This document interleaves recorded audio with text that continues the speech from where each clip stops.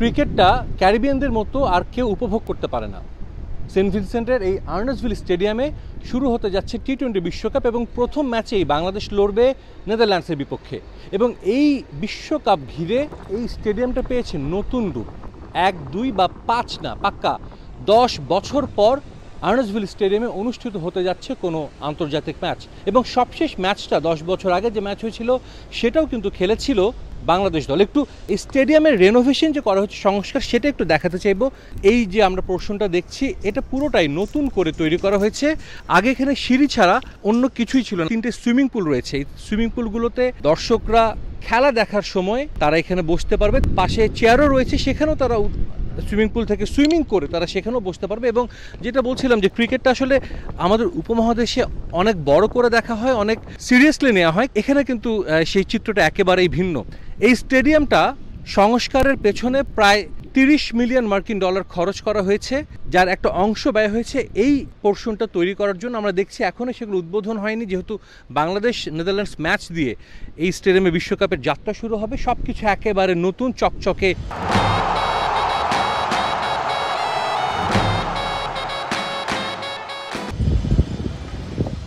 Saint ভিনসেন্টের Ernst valley স্টেডিয়ামে অতীতে ছিল না কোনো ধরনের ফ্লাড লাইট। তবে বিশ্বকাপ সামনে রেখে ব্যাপক সংস্কার করা হয়েছে স্টেডিয়ামটির। লাগানো হয়েছে 6টি ফ্লাড লাইট। এই ফ্লাড লাইটগুলোতে ব্যবহার করা হয়েছে আধুনিক প্রযুক্তির এলইডি বাল্ব। সমর্থকরা যারা এখানে মাঠে এসে খেলা দেখবেন তারা একটা ভিন্ন একটা ফিলিংস পাবেন। তার কারণ স্টেডিয়ামের সাথেই ক্যারিবিয়ান সি। স্টেডিয়ামের বর্ডার যেখানে শেষ, যেখানে স্টেডিয়ামের সীমানা প্রাচীর, ঠিক তার পাশেই আমরা দেখতে পাচ্ছি ক্যারিবিয়ান সি। এবং একটু পরপর সেখানে জোয়ার বা সাগরের পানি আছড়ে এসে পড়ছে। নিশ্চিতভাবেই বলতে পারি যা এই মাঠে খেলা দেখতে আসে দর্শকদের একটা ভিন্ন ধরনের এক্সপিরিয়েন্স দিবে। একই সঙ্গে বলতে চাই স্টেডিয়ামটির কথা। মূল যে মাঠটি রয়েছে, এই মাঠে ঘরোয়া লিগের খেলা হয়।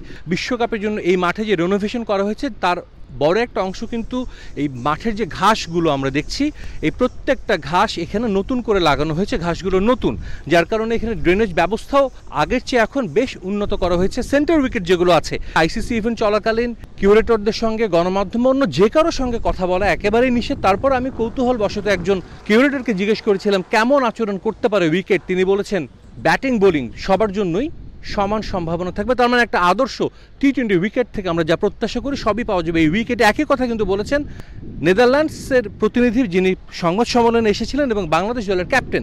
একটা নতুন এলইডি বোর্ড দেখতে পাচ্ছি আমরা। এই এলইডি বোর্ডটাও কিন্তু এখানে ছিল না, সেটাও নতুন করে এখানে বসানো হয়েছে বিশ্বকাপের জন্য। এবং আমরা দেখেছি প্রত্যেকটা গ্যালারিতে যে চেয়ারগুলো রয়েছে, কিছু চেয়ারও কিন্তু নতুন বসানো হয়েছে। এবং পুরো এই কাজ সম্পাদন করতে একটা মোটা অঙ্কের অর্থ কিন্তু ব্যয় হয়েছে।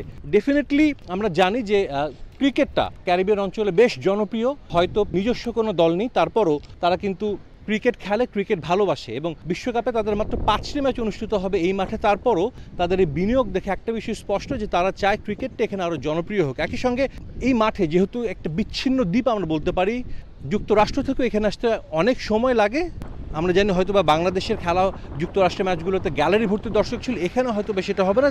সে কারণেই কিন্তু সেন্ট ভিনসেন্টের প্রধানমন্ত্রী তিনি 3000 টিকিট, ফ্রি টিকিট দিয়েছেন শিক্ষার্থীদের, যারা কাল মাঠে এসে নিশ্চিতভাবে আমরা বলতে পারি যে সমর্থন দিবে তাদের পছন্দের দলকে। এবং বাংলাদেশ দলের জন্য একটা অন্যরকম অভিজ্ঞতা হবে এই মাঠে খেলাটা। কারণ সবশেষ যে ম্যাচটি বাংলাদেশ খেলেছিল সেটা হেরে গেলেও এই মাঠে কিন্তু বাংলাদেশ দল সংশ্লিষ্ট অনেকেরই সুখস্মৃতি রয়েছে। সো আমরা নিশ্চয়ই চাইবো যে আবারও বাংলাদেশ দলের সেই সুখস্মৃতি ফিরে আসুক।